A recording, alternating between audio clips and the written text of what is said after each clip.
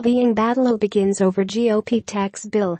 For corporate lobbyists pressing on other issues, the tax bill floated Thursday by the House Ways and Means Committee was not the end of the battle. It was the starting gun. There will be 4 more versions of the tax bill before it goes to the Senate.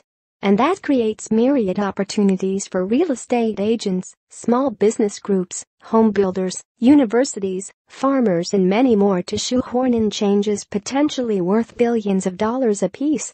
Some quick victories already have taken place in the interim markup by House Ways and Means Committee Chairman Kevin Brady, R-Tex. The tax credit for electric vehicles that had been scrapped in the first version of the tax bill has been restored. Other lobbying battles loom as companies weigh the rich benefits of cutting the corporate income tax rate and granting immediate expensing of capital expenditures against curtailment of foreign tax havens and interest deductibility.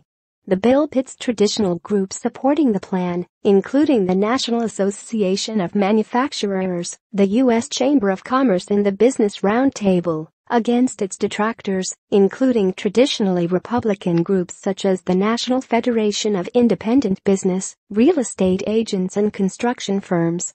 The National Association of Home Builders, NAHB, is leading the charge against 3 measures: limits on deductions on mortgages larger than $500,000, the elimination of mortgage deductions on second homes, and the doubling of standardized deductions that would render many more mortgage deductions worthless. "We would like to be for tax reform, but we can't be for it in its current form," said NAHB Chief Executive Jerry Howard. "It simply amounts to an assault on the housing business." He has been urging lawmakers instead to substitute a 12% tax credit on mortgage and property taxes. It's an unfamiliar step, and last week House Speaker Paul D. Ryan, R. Wisconsin, said members weren't comfortable with it. So the NAHB is trying to fix that. On Friday, Howard started his day with an early morning meeting with Representative Richard E. Neal, D. Massachusetts, in the congressman's office. Next he had breakfast with his group's chief lobbyist. Howard then dashed over to North Capitol Street for interviews with C-SPAN and Fox News, although the Fox News spot was too late in the morning for the viewer-in-chief, President Trump. Then the NAHB head zipped back to the Capitol to see Representative Barbara Comstock, R. Virginia, seen as a swing vote. Later he had lunch at his desk. Sprinkled throughout the late morning and afternoon were interviews with half a dozen television stations and print journalists. All the while, the group's 20 lobbyists were scattered around the Capitol. By Monday, Howard said, they will have visited every Republican and most of the key Democrats in the House. Other companies and industries have been blitzing lawmakers as well. Small businesses, led by the National Federation of Independent Business, want changes in the pass-through provision that allows small businesses to treat profits as business income instead of personal income. A business rate of 25% would make that attractive. But the initial bill allows small businesses to use the lower rate only on 30% of net income. And it prohibits small businesses in service sectors, such as attorneys, accountants and investment advisors, from taking advantage of it at all. The new chairman's markup at Ways and Means already has altered some measures, giving him about $80 billion to spread among different interest groups.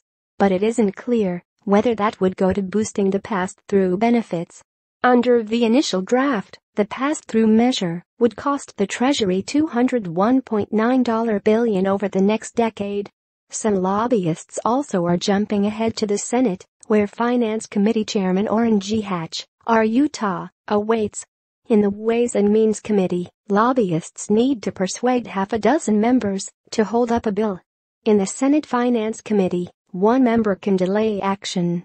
NAHB's Howard said either he or his top lobbyists had met with Sens.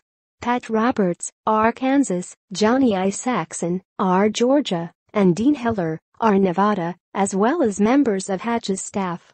At the end of the day, Hatch will dictate what's in the bill, said a GOP lobbyist who spoke on the condition of anonymity to protect his relationships with House members.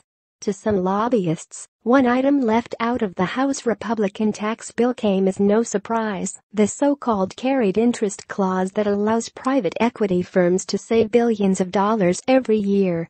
The item's best lobbyists were not lobbyists at all, but rather key members of the Trump administration with experience in high-powered finance: Commerce Secretary Wilbur Ross, National Economic Council head Gary Cohn, and Treasury Secretary Stephen Mnuchin.